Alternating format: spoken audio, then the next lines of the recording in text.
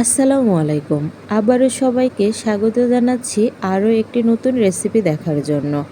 আর আজকের রেসিপি হচ্ছে ফ্যাপসা ভুনা। আর এই ফ্যাপসা ভুনা গরম ভাতে খেলে কিন্তু খুবই ভালো লাগে। আর আজকে আমি দুপুরবেলায় রান্নাটা করেছিলাম। আশা করি আজকের রেসিপিটা আপনাদের সবার অনেক অনেক বেশি ভালো লাগবে। আর ভালো লাগলে অবশ্যই লাইক, কমেন্ট, শেয়ার করবেন। আর কে কে এই ফ্যাপসা পছন্দ করেন অবশ্যই কমেন্টে জানাবেন। আমার তো খুবই পছন্দের একটা তরকারি। তাহলে চলুন কিভাবে এই ফ্যাপসাটা আমি রান্না করছি। প্রথমে এই ফ্যাপসা রান্না করার জন্য বাজার থেকে 1 কেজি 200 গ্রাম ফ্যাপসা কিনে এনেছি। আর আমি এখানে অনেকটা দুধ নিয়েছি। এটাকে আপনারা কি বলেন অবশ্যই জানাবেন। এই দুধের হাড়টা খেতে কিন্তু খুবই ভালো লাগে, কসকসে হয়। এটা আমি ভালো করে পরিষ্কার করে ছোট ছোট পিস করে কেটে নেব। এখানে দেখেন ভালো করে পরিষ্কার করে ছোট ছোট পিস করে কেটে নিয়েছি। এরপর চুলাতে একটা হাঁড়ি বসিয়ে দেব রান্না করার জন্য।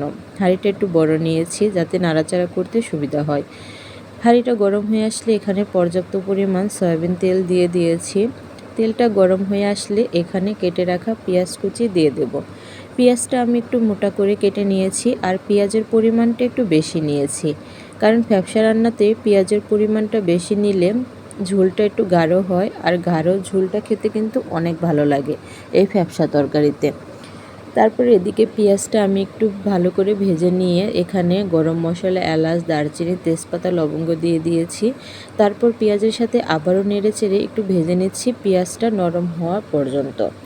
পেঁয়াজটা যখন ভাজার পরে হালকা নরম হয়ে আসবে তারপর এখানে থেতো করা রসুন দিয়ে দিয়েছি। আমার ফ্যাপসাতে থেতো করা রসুন দিলে তরকারির টেস্টটা একটু বেশি লাগে, এজন্য আমি রসুনটা মিহিন করে বেটে নেইনি, হালকা থেতো করে নিয়েছি। এ পর্যায়ে পেঁয়াজ রসুন একসাথে কিছু সময় ভালো করে ভেজে নেব, যাতে রসুনের স্মেলটা একটু বেশি গাঢ় ছড়িয়ে পড়ে। আর কিন্তু খুবই ভালো লাগে এই স্মেলটা। এদিকে পেঁয়াজ রসুন ভাজা হয়ে গেলে এখানে আমি আদা আর জিরা বাটা দিয়ে দিচ্ছি। এখানে আদা আর জিরা বাটা 1.5 চা চামচ দিয়ে দিয়েছি। এ পর্যায়ে মশলাটা আমি খুব ভালো করে নেড়েচেড়ে ভেজে নেব, যাতে কাঁচা কাঁচা একটা ভাব থাকে সেই ভাবটা চলে যায়। কিছু সময় এভাবে ভেজে নেওয়ার পর এখানে আমি পরিমাণ মতো লবণ দিয়ে দিচ্ছি। লবণটা প্রথমে কমই দিয়েছি, পরে লাগলে দিয়ে দেব। তারপর এখানে হালকা হলুদের গুঁড়া দিয়েছি, তারপরে 1/2 চা চামচ ধনিয়া গুঁড়া দিয়েছি। তারপর ঝালটা আপনারা আপনাদের মন মতো দিয়ে দেবেন। আমরা একটু ঝাল বেশি খাই, এজন্য মরিচের গুঁড়াটা একটু বেশি দিয়ে দিচ্ছি। আর হলুদের গুঁড়াটাও আমরা কম খাই, এজন্য হলুদের গুঁড়াটা কম দিয়েছি। আপনারা চাইলে আপনাদের মন মতো বেশি দিয়ে দিতে পারেন। এদিকে মরিচের গুঁড়াটা দেওয়া হয়ে গেলে খুন্তি দিয়ে ভালো করে নেড়ে চেড়ে মশলাটা একটু ভেজে নেব। এ পর্যায়ে অল্প একটু পানি দিয়ে মশলাটা কষিয়ে নেব, কারণ মশলা যত বেশি কষানো হবে তরকারির টেস্টটা কিন্তু অনেক বেশি আসবে। আমি আরও সামান্য একটু পানি দিয়ে মশলাটা ভালো করে কষিয়ে নিচ্ছি, যাতে কাঁচা কাঁচা ভাবটা একদমই চলে যায়। এদিকে মশলা কষানো হওয়ার পরে উপরে তেল উঠে আসলে বুঝবেন মশলাটা কষানো হয়ে গিয়েছে। এদিকে উপরে তেল উঠে এসেছে, তার মানে মশলাটা খুব ভালোভাবে কষানো হয়ে গিয়েছে। এবার আমি কেটে রাখা ফ্যাপসাগুলো ধুয়ে পরিষ্কার করে নিয়েছি, সেই ফ্যাপসাটা আমি এই কষানো মশলাতে দিয়ে দেব। এবার মশলার সাথে খুব ভালোভাবে নেড়ে চেড়ে এই ফ্যাপসাটা মিক্স করে নেব। এভাবে অনবরত নেড়ে চেড়ে আমি ফ্যাপসাটা কষিয়ে নেব, কারণ যত বেশি কষানো হবে তরকারির টেস্টটা তত বেশি আসবে। এবার আমি ঢাকনা দিয়ে ঢেকে দিচ্ছি কিছু সময়ের জন্য। তারপর ঢাকনাটা উঁচু করে আমি ফ্যাপসাটা নেড়ে চেড়ে দিচ্ছি। দেখেন পানি উঠে এসেছে, এই পানিতেই আমি কষিয়ে নেব খুব ভালো করে। একটু পরপরই ঢাকনা দিয়ে উঠিয়ে নেড়েচেড়ে দিতে হবে। আমি প্রায় 15 মিনিটের মতো ফ্যাপসাটা কষিয়ে নিয়েছি। এদিকে কষানো হয়ে গেছে, আমি আবারও একবার পানি দিয়ে ফ্যাপসাটা কষিয়ে নেব, কারণ 2 বার কষিয়ে নিলে ফ্যাপসার টেস্টটা একটু বেশি আসে, এজন্য আমি 2 বার কষিয়ে নিচ্ছি। আপনারা চাইলে একবারেই কষিয়ে নিতে পারেন, যার যেরকম ভালো লাগে।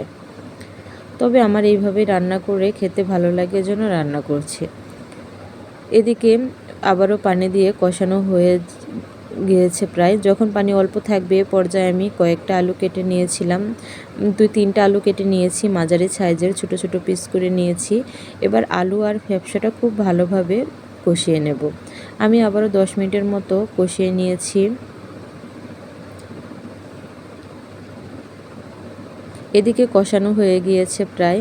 তারপর আমি এখানে পরিমাণ মতো পানি দিয়ে দেব। যে যেরকম ঝোল রাখবেন তার চাইতে একটু বেশি পানি দিয়ে দেবেন। আমি একদম ঝোল কমাবো না, আবার বেশিও রাখবো না, মিডিয়াম সাইজের রাখবো। এজন্য ঝোলের পরিমাণটাও একটু বেশি দিয়েছি। তারপর ঢেকে আমি রান্না করে নেব। বাইরে প্রচুর রোদ উঠেছে, দুপুরবেলা রান্না করছি। দেখতে পাচ্ছেন কি রোদের আলো পড়েছে তরকারির হাঁড়ির উপরে। এদিকে রান্নাটাও হয়ে গিয়েছে। দেখেন তরকারির কালারটা কি সুন্দর এসেছে। তরকারিটা খেতেও কিন্তু অনেক অনেক বেশি মজার ছিল। এদিকে রান্না হয়ে গিয়েছে, আমি এবার একটা বাটিতে তুলে নেব। দেখেই মনে হচ্ছে এখনই খেয়ে ফেলি। আজকের এইভাবে ফ্যাপসা ভুনা করলে কিন্তু অনেক অনেক বেশি মজার হয়। আপনারা বাসায় একবার হলেও ট্রাই করবেন। আশা করি আজকের রেসিপিটা আপনাদের সবার অনেক অনেক বেশি ভালো লেগেছে। আর ভালো লাগলে অবশ্যই আমার ফেসবুক পেজ থেকে যারা দেখছেন তারা অবশ্যই লাইক, কমেন্ট, শেয়ার করবেন। আর যারা ইউটিউব চ্যানেল থেকে দেখছেন তারা অবশ্যই চ্যানেলটি সাবস্ক্রাইব করবেন। আশা করি আজকের এই ভিডিওটা সবার অনেক অনেক ভালো লেগেছে। সবাই ভালো থাকবেন। আজকের মতো আল্লাহ হাফেজ।